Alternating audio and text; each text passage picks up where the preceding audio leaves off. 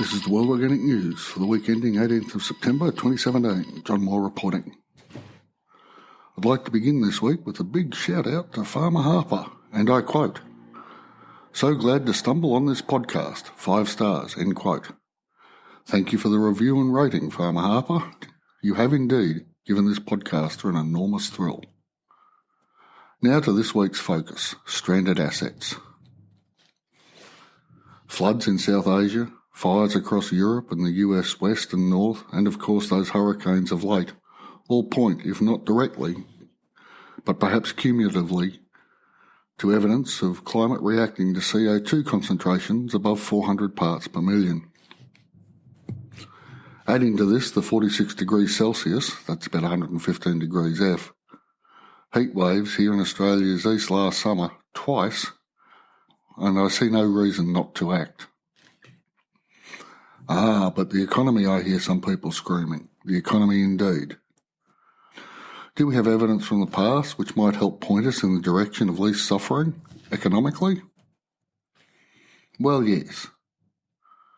When we think about winners and losers in any change from fossil fuels to renewables, there are obvious losers. Owners, operators of coal and gas-fired power plants spring to mind. These industrial structures have a major byproduct of CO2, so they will have to be abandoned. Repurposing is difficult.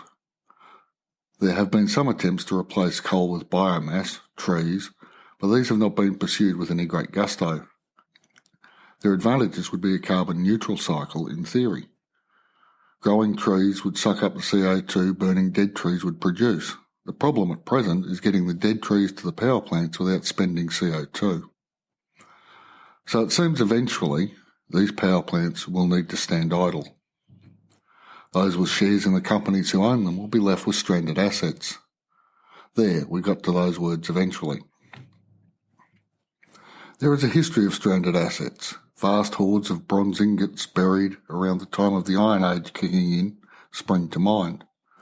I saw this phenomenon on a documentary but can't find a reference at present. So as bronze became an old technology, those holding it were left with a stranded asset. The world continued on. Not good if your entire wealth was held in bronze ingots, but the world rolled on. More recently, shareholders in typewriter companies were in a similar situation, and typewriters are instructive. Let me come back to typewriters via a circular excursion. There have been calls for a price on carbon for a few decades. In the same way this mechanism was used to phase out CFCs to protect the ozone layer. That situation was a little different.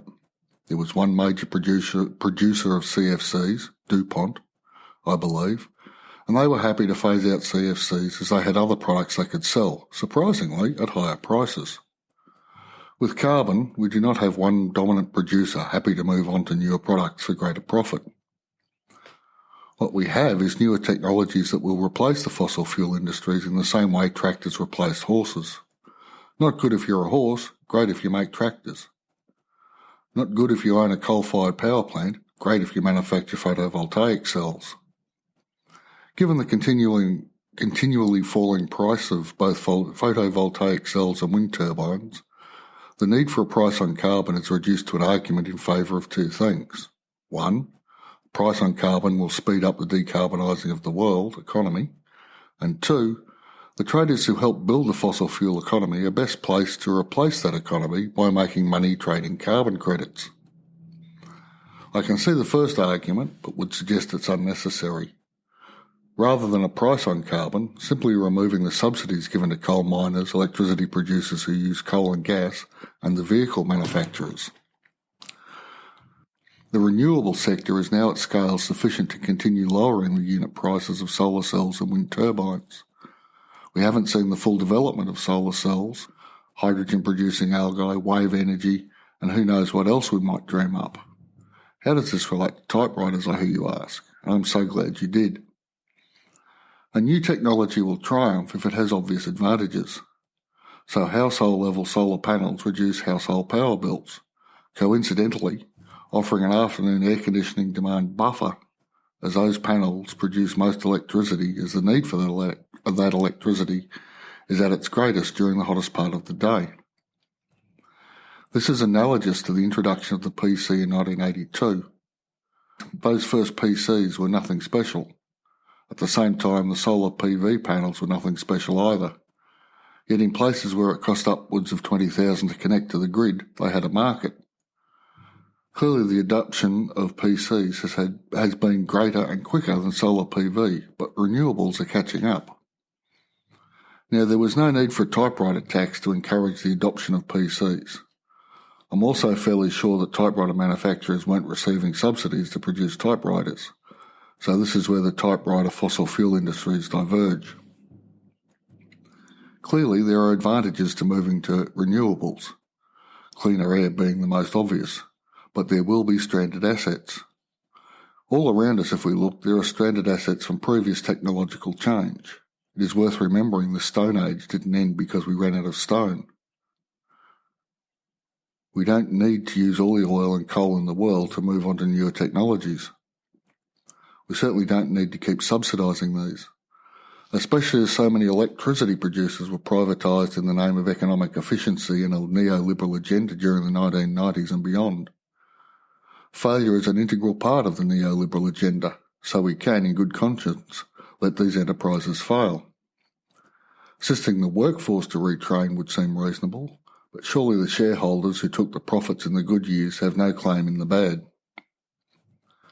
Price signals alone, on a level playing field, will see us as a planet get to where we need to be.